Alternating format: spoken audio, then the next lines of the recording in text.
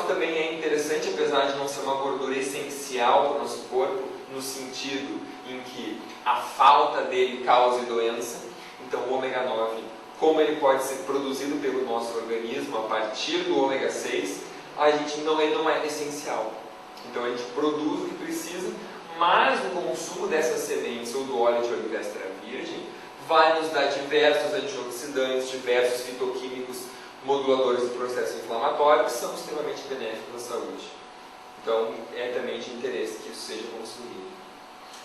Ainda quando a gente consumir essas sementes, a gente vai ter um enriquecimento micronutricional da nossa dieta, que é também um aspecto bastante limitante na saúde da criança, na saúde do nenê, que aquela mãe está gerando. Porque isso é um ponto fundamental na gestação. A gente está gerando um bebê saudável, que são o futuro do nosso país.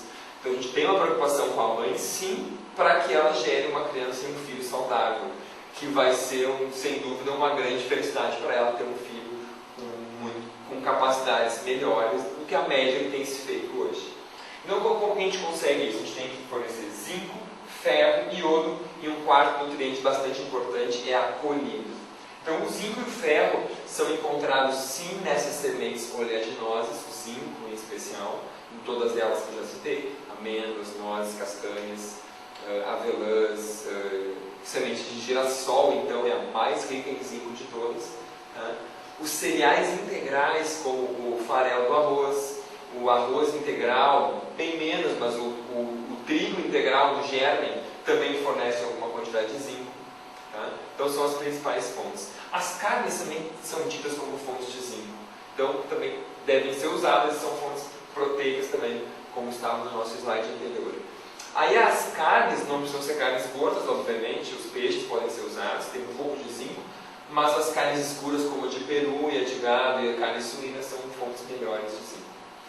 Bom, mudando para o seguinte nutriente que é o ferro, a gente tem aí então a questão presente também nas proteínas de origem animal, que são sem dúvida a melhor fonte, em especial na gestante. Nós temos dois tipos de ferro presentes nos alimentos, os ferros M e não M, ou hemo e não hemo. O ferro hemo ou ferro hemínico é aquele que está que nem na hemoglobina, então está presente nos tecidos de origem animal.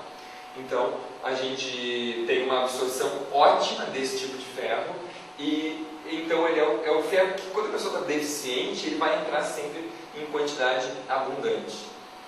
O ferro não M ele é de origem vegetal, então as suas principais fontes são as leguminosas, então os feijões, feijão preto, feijão branco, marrom, a lentilha, a ervilha seca, o grão de bico, soja, todos são fontes de ferro.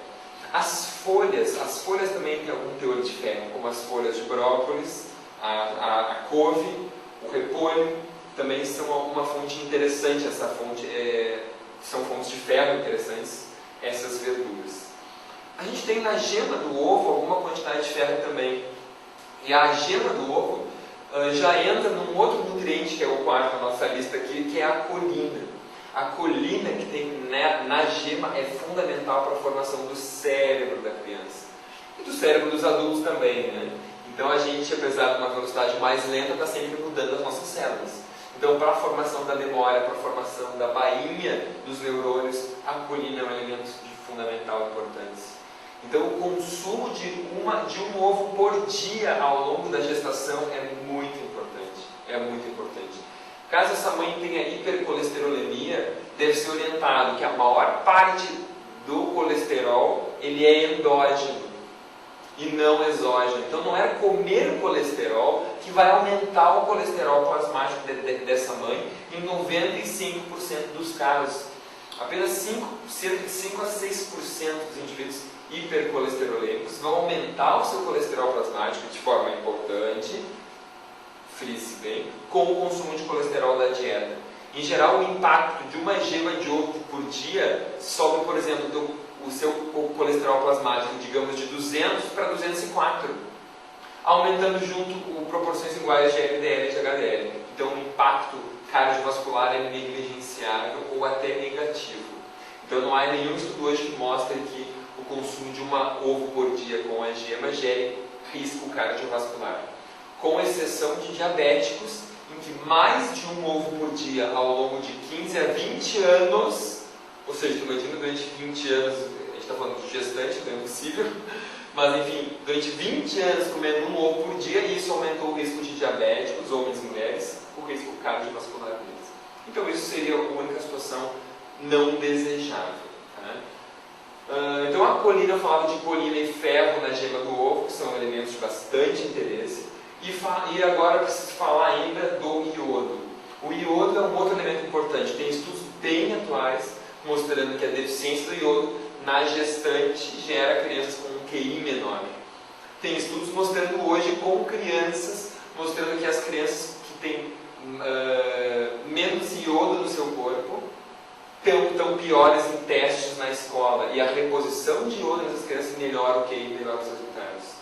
Então, o consumo de iodo se dá através de como? Do sal? O sal é uma fonte. Só que o iodo que tem no sal, ele se perde em grande parte pela umidade das mãos que entram no saleiro, pela colocação do sal na água, pelo aquecimento, então esse iodo sublima.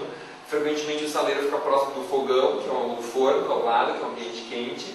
Então, tudo isso vai fazer esse iodo se perder do sal. E aí o que acontece é um status de iodo ruim. Então, o iodo ideal está nos frutos do mar. Então, os peixes, os frutos do mar e as algas, que não são comuns na nossa cultura. Então, é importante se frisar que a gente tem que estimular o consumo de peixe, pode ser sardinha em lata, pode ser atum em lata. Mas a gente tem que ter peixes, tá? Tem que ter. O peixe fresco, melhor ainda, obviamente. Certo?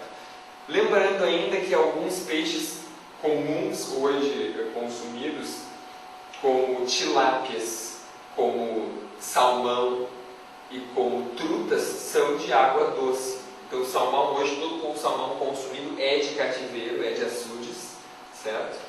A maioria de origem chilena. Nós temos aí as trutas, que são em geral de rios de água doce, e as tilápias também são de açude. Então esses três aí, peixes não devem contar como fontes de iodo, apesar de não ter nenhum estudo específico sobre exatamente esses peixes e seu teor de iodo. Mas já que a gente sabe que a água do mar é a fonte, a gente ficaria aí, possivelmente, então, sem uma quantidade expressiva. Esse slide aqui, ele nos mostra o quê? Nos mostra o uso dos ácidos graxos, para me explicar rapidamente a questão da essencialidade do ômega 6 e do ômega 3. E entender a importância do óleo de peixe também. O ômega 6, quando a gente come nos nossos óleos lá de soja, girassol, milho, etc., ele vai ser transformado nessa gordura GLA, depois no DGLA e depois no ácido araquidônico, certo? Esses óleos, como DGLA em especial, eles são importantíssimos para a saúde neurológica da criança, para a formação dos nervos da criança, de todo o cérebro, do sistema nervoso central.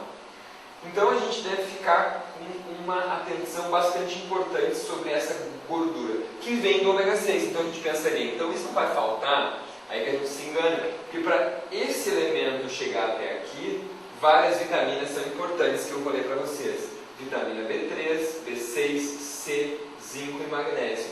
E para essa outra enzima, vitamina B3, vitamina B5, vitamina B6, vitamina C e biotina. Então, com a dieta atual, rica em alimentos refinados, em alimentos processados, empacotados, industrializados, a gente tem uma perda grande desses elementos. Então, se a gente vai falar em vitamina